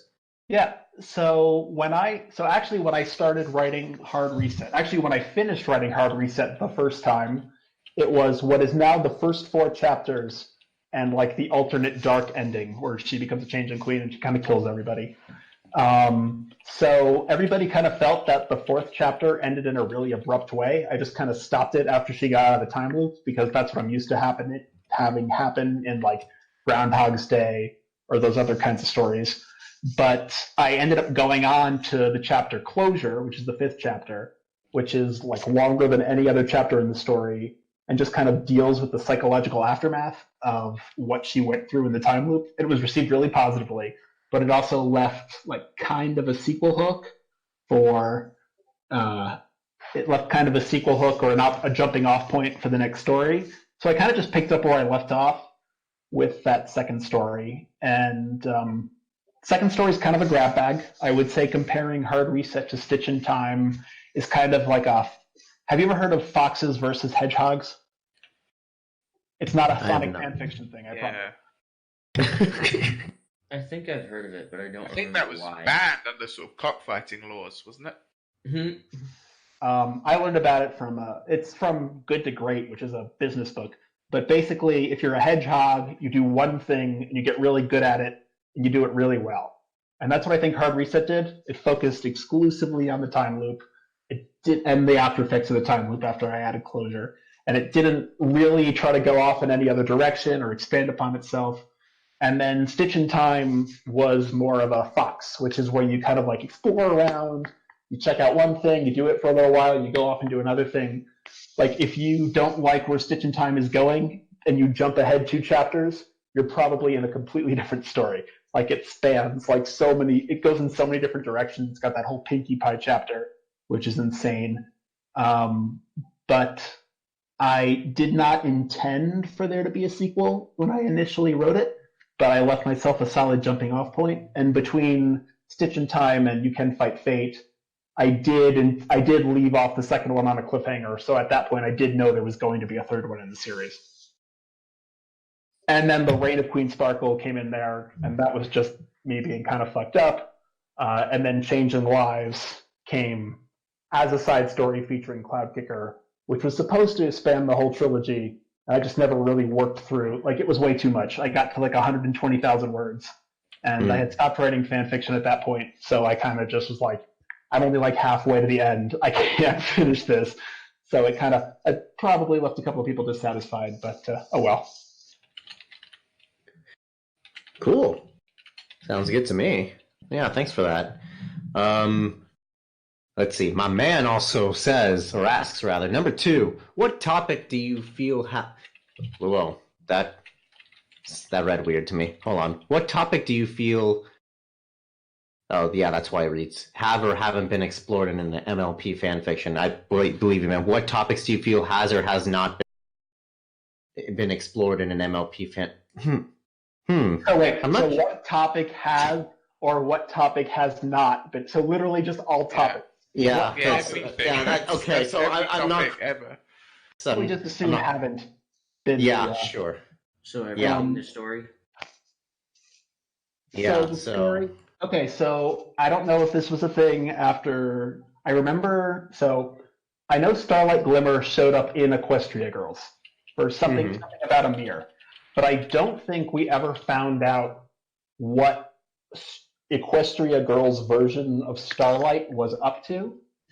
And I don't know that ever, like, what is her, like, there's our Twilight Sparkle and there's the science Twilight Sparkle, and they do meet a little bit, but I don't think we ever got that for Starlight. I like to imagine she's the mayor of the town she grew up in, and still kind of a megalomaniacal, insane person, but since cutie marks are not a thing in Equestria Girls, she doesn't have that as, like, the focus that turned her evil, so she's just kind of a really manipulative, fairly effective politician.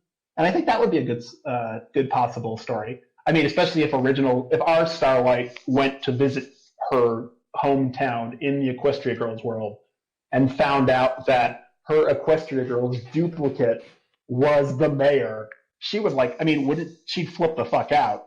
Like, she'd be like, okay, this is like everything I ever feared myself becoming actually happening in front of me.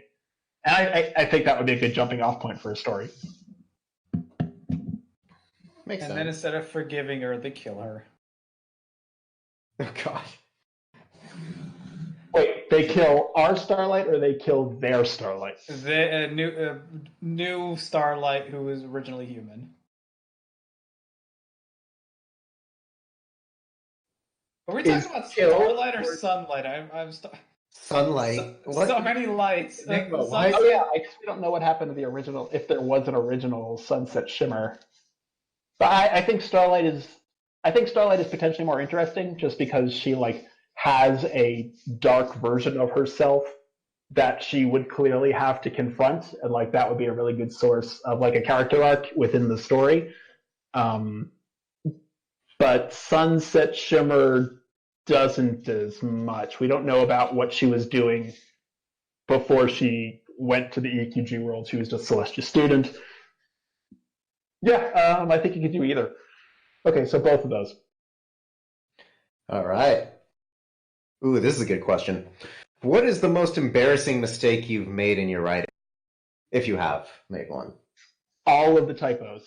But also, so Azalea in the Time Loop trilogy was never supposed to have been a former changeling. She was just like this boring pony who Twilight ended hooking up with after she got out of the time loop, and Twilight kind of had to recover from the PTSD consequences. And she was just this boring, normal pony who was the antithesis of everything Twilight was, and she couldn't handle it. And then I kind of came back between the second and third story, and I made her a former changeling, Okay, so this is going to get into the whole plot of Changing Lives, which is completely insane, especially if you haven't read the original trilogy.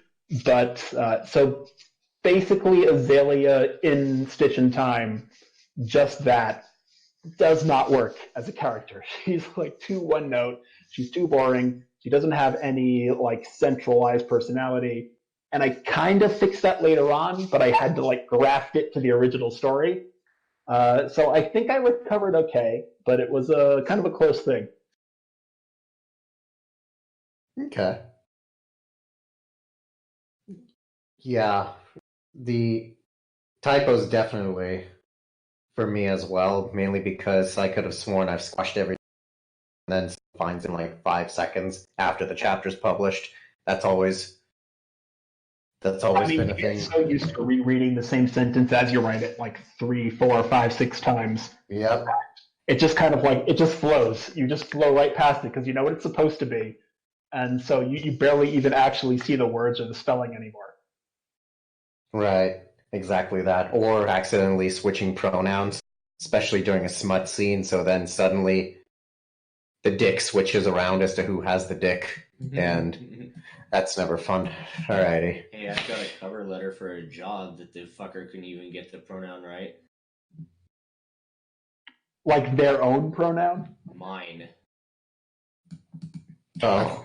He wrote the cover letter for somebody else, basically changed one paragraph in there to personalize it, and forgot to go over the rest of it and fix the fucking problem. Oh, God. I hope he Jesus. listed attention to detail as one of his strengths. Oh. It wa- Oh, it my- wasn't a my cover letter favorite for him, it was skill. a cover letter from me, from him. Oh, so you accidentally did that. Gotcha. No, I didn't fuck up the pronoun. God damn. Then I'm not understanding. Then I'm retarded then. I had a cover letter written Right. for me, Mm-hmm. but it was originally written for someone else, and he changed one of the paragraphs in the bottom to personalize it to each of the employees that got fired. Well, the original was for a she, and he didn't Oh, go I back see. over to fucking fix his spelling. Okay, I gotcha. That was just a unique situation then. Was this like going to a Wasn't bunch of unique. people? Yes. So all the dudes are now she's. Beautiful. Yeah, if he was firing you, he probably didn't think it was worth the effort. My roommate got the same cover letter. Jesus. Yeah. And next. Ooh, this is also another good question. If the main 6 were books, what kind of books would they be? Well, Twilight's a textbook. I think that we can settle on that. Applejack is probably the Farmer's Almanac. Rainbow Dash would be a Daring Do book, I suppose. Rarity is always whoring around, so she's a phone book. Jesus. I see what you did there. Or we could make her like a Victoria's Secret catalog. Split the difference. It's a closed thing. With pop-ups. Yeah, a pop-up Victoria's Secret catalog. Why? That could have saved the pageant. You know they canceled that?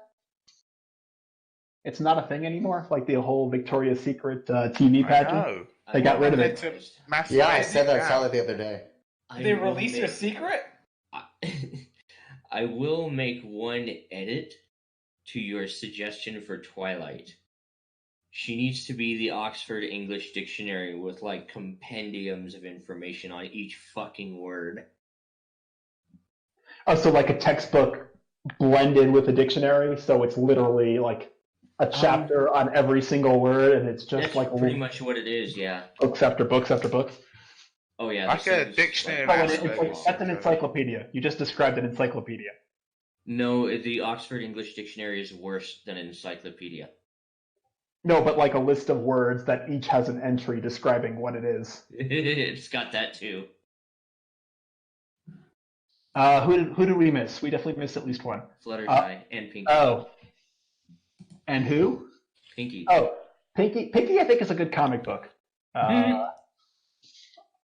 Like not Watchmen or anything like that. Something more set, newspaper Looney comic Tunes. pages. Yeah, Looney Tunes.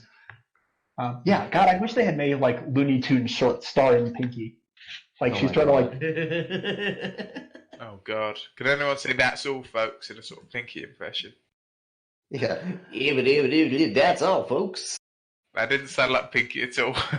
Oh, Yeah, that was just Porky. I said Porky. Oh Right, no, no, Porky's I meant lying. Pinky.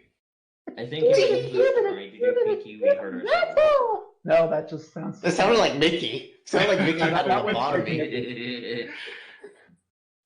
Yeah, that's an unholy abomination. Like Pinkie Pie merges with the Looney Tunes, but by some terrible toxic waste spill, she comes out as Mickey Mouse, and she just starts acquiring other property. Oh, god damn it. Well, time to hard reset that. She owns All right. all the bakeries. Alrighty, and Fluttershy is just like a blank book. She can't say anything. I like that. I like that a lot. Everybody else's colors in her book. Oh. That could be taken a few ways, but yes, No, just the pornographic one, I think. Beautiful. Absolutely beautiful. Ruining her colouring book. Alright, and with that, that's the end of all the questions. So, and right on time actually. So, Enigma, since you started this train going, you want to bring us down? Giggity? This has been the Barcast with Alex. Hang on. Who thinks I'm witty? No, I've got nothing. Good, but goodbye. Simon Warper. Yes! Ravage. I don't color in Fluttershy's coloring book. Turkey And Gobbler. special guest Eakin. Oh, sorry, I thought you had all gone. But Oh, no, thank you guys, I had fun. And our guest, Eakins. The snake. Pokemon.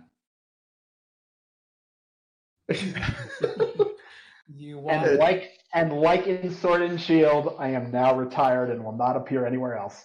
Oh. Beautiful. Absolutely beautiful. You're getting out of this fandom alive.